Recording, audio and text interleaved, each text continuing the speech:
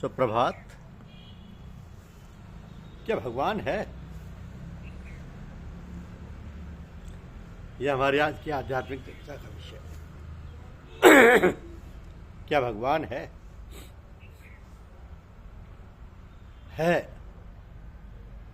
भगवान है, इतना तो हमें भासता है। ये भासना ही तो हमारे अंतर में कुरेद पैदा करता है। ये जिज्ञासा होती है जानने की, समझने की कि है तो कहाँ है, कैसा है। तीव्र इच्छा होती है देखने की, मिलने की, पाने की। और जब इच्छा तीव्र होती है तो बेचैनी होती है, छटपटाहट होती है। और तब वो जो अनंत है, अपार है, अगाध है,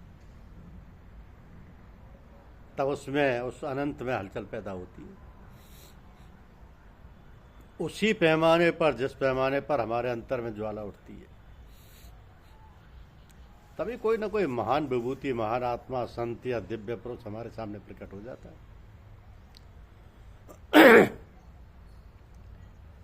और हमारे अंतर में प्रेरणा होने लगती है कि वहां जाओ,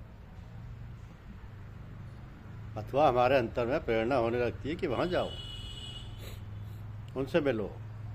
इस प्रकार हमारा संपर्क होता है, जिसे कहते हैं गुरु। तो गुरु मिलने पर हमारी सारी शंकाएं, सारे संदेह नष्ट हो जाते हैं। और जिस प्रकार प्यासे को पानी मिलने पर शांति का आभास होता है, उसी प्रकार हमें सांत्वना हो जाती है।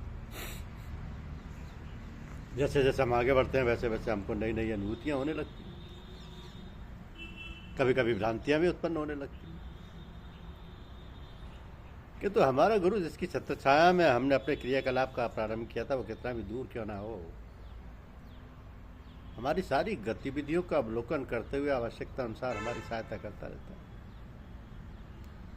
भले ही हम उसका एहसास ना कर सकें, परंतु वो गुरु तो प्रतिपल प्रतिक्षण जागरूक रहता है, जिसकी हम कल्पना तक नहीं कर सकते। कभी कभी ऐसी अवस्थाएं आती हैं कि हम किम कर्तव्य विमूढ़ हो जाते हैं, और वह गुरु पथ प्रदर्शक किसी न किसी रूप में हमारे सम्मुख प्रकट होकर हमारी रक्षा करता है, सहारा देता है, और उस कंटकाकीर्ण असहाय अवस्था से हमें उबार कर निर्वाध गति से अग्रसर होने के लिए सक्षम बना देता है। तो ये सब बातें, सब क्रियाकलाप ऐसे स्वाभाविक और सहजभाव से होते हैं कि हम समझ ही नहीं पाते कि कहाँ से और कैसे हमको सहायता प्राप्त हुई, और हम संकट मुक्त निर्द्वंद होकर अपने पथ पर आरूढ़ रहते हैं।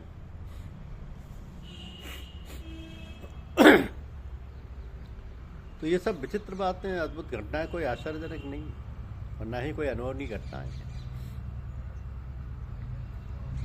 क्योंकि जिसके प्रति हम इतने उत्सुक, इतने उतावले होकर जानने, समझने, देखने, मिलने और पाने को थे, वो तो सर्वज्ञ और सर्वव्यापक सत्ता है, जिसके लिए कहा जाता है कि उसको चींटी के चलने का भी ज्ञान होता है। तो सारी बातें जब हमको हमारे अग्रज, हमारे प्रबुद्ध महापुरुषों द्वारा बतलाई जाती हैं, तो फिर हमें पूर्ण विश्वास और श्रद्धा से मानकर उसका अनुसरण करना चाहिए।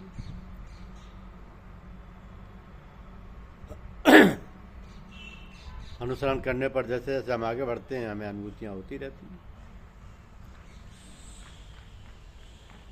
और हमारी श्रद्धा व विश्वास बढ़ता जाता है। हमारा मार्ग सरल तथा सुगम बनता जाता है। एक दिन हम उस इष्ट पद को प्राप्त कर लेते हैं जिसकी हमें लगन थी, चाह थी, चटपटाहट थी। इन सब बातों में, इन सब क्रियाकलापों में कितना समय लगेगा, कुछ नहीं कहा जा सकता। ये तो हमारी सामर्थ्य, शक्ति और कल्पना की तीव्रता पर आधारित है। इन सब बातों में हमारा प्रयास इतना कारगर नहीं होता जितना कि हमारी श्रद्धा गुरु के प्रति समर्पण।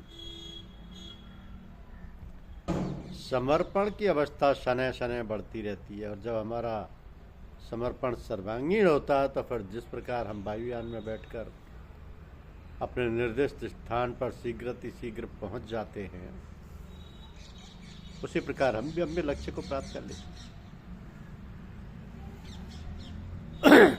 तो ये तो बातें कहने की है, सुनने की है, पुस्तकों की है, किंतु जो साधना करते हैं उन्हें अपने अपने स्तर से अनुभूतियां, शक्तियां और सिद्धियां प्राप्त होती रहती हैं।